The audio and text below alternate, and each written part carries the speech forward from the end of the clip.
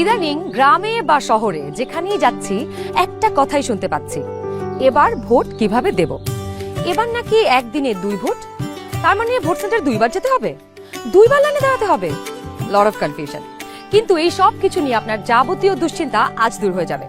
চলুন দেখি আগামী ত্রয়োদশ জাতীয় সংসদ নির্বাচন এবং গণভোটের দিন আমরা কিভাবে ভোট দেব। ভোটের দিন একদম সকালবেলা আপনার ভোট কেন্দ্রে চলে আসবেন। নারী পুরুষ ঠিক এইভাবে আলাদা আলাদা লাইনে দাঁড়াবেন। লাইনের শুরুতেই আপনার ভোটার ক্রমিক নাম্বার উল্লেখ করে লেখা থাকবে আপনি কোন কক্ষে ভোট দেবেন।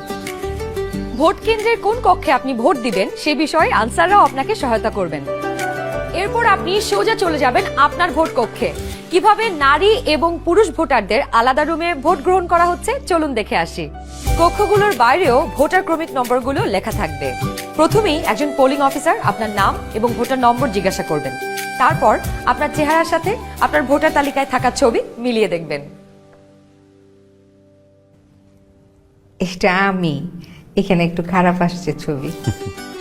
বাবার নাম আনিসুজ্জামান। ভোটার আয়শা খানম, ভোটার নং 0157। প্রথম পোলিং অফিসার আপনার নাম এবং ভোটারের ক্রমিক নম্বর জোরে উচ্চারণ করবেন যেন কক্ষে থাকা সহকারী প্রিজাইডিং অফিসার এবং পোলিং এজেন্টরা শুনতে পারেন। এরপর দ্বিতীয় পোলিং অফিসার আপনার আঙুলে অমোচনীয় কালি লাগিয়ে দেবেন। তারপর আপনি চলে যাবেন সহকারী প্রিজাইডিং অফিসারের টেবিলে। প্রিজাইডিং অফিসার আপনার ভোটার নাম্বার লিখে আপনাকে 2টো ব্যালট পেপার দেবেন।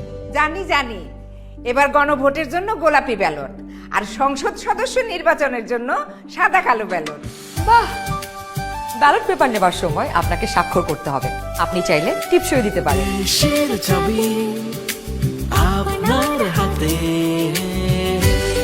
ব্যালটের সাথে দেওয়া হবে সিল মারার জন্য একটি রাবার স্ট্যাম্প।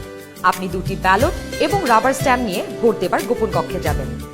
এবার কিন্তু সময় বাঁচানোর জন্য অনেক ভোট কেন্দ্রেই 2টো গোপন কক্ষ থাকবে, যাতে একই সময়ে 2জন ভোটার 2টো গোপন কক্ষে ভোট দিতে পারেন। গোপন কক্ষের ভেতরে আপনি কিভাবে ব্যালটে সিল দিবেন চলুন দেখি। গণভোটের গোলাপি ব্যালটে হ্যাঁ এবং না 2টো ঘর থাকবে। সংস্কার বা পরিবর্তন চাইলে হ্যাঁতে সিল মারুন। গণভোটে আপনি হ্যাঁ দিলে সবগুলো সংস্কার পাবেন, আর না দিলে কোনো সংস্কারই পাবেন না। এরপর ব্যালটটি লম্বালম্বি ভাঁজ করুন যেন সিলের রং অন্য ঘরে না পড়ে। এরপর আড়াআড়ি ভাঁজ করুন। সংসদ সদস্য নির্বাচনের জন্য সাদা কালো ব্যালটটিতে থাকা আপনার পছন্দের ব্যক্তি বা দলের মার্কায় সিল মারুন। সিলটি কিন্তু নির্ধারিত ঘরের বাইরে যাওয়া যাবে না। মার্কার বাইরে সিল পড়লে আপনার মহামূল্যবান ব্যালটটি বাতিল হয়ে যাবে। সিল মারার পর এই ব্যালটটিও প্রথমে লম্বালম্বি ভাঁজ করুন যেন সিলের কালি অন্য মার্কায় না লাগে। এরপর আড়াআড়ি ভাঁজ করুন। এবার গোপন কক্ষ থেকে বের হয়ে স্ট্যাম্পটি সহকারী প্রিজাইডিং অফিসারকে ফেরত দিন এবং একই ব্যালট বক্সে 2টি ব্যালট পেপার ফেলুন। ব্যাস, হয়ে গেল একদিনে 2 ভোট।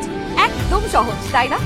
তাহলে নিশ্চিন্তে ভোটের দিন চলে আসুন আপনার ভোট কেন্দ্রে আর ভোট দিয়ে বুঝে নিন দেশের মালিকানা, দেশের চাবি আমাদের হাতে।